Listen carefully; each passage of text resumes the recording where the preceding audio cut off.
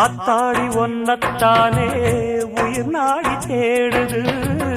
காவேரி எங்கே போகும் கடல் வந்து கூடுது. அந்தி பொழுதில் தென்னங்கிளையில் தென்றல் கூத்தாட மையை எழுதி மஞ்ச குருவி கையை கோத்தாட. அடங்காத ஆசை கொண்டு நானும் போராட. உனக்கென பிறந்தவரக்க கட்டி பறந்தவ இவதான். என விட உனக்கு இங்கு மனசுக்கு பிடிச்சவ எவதான். ஊரை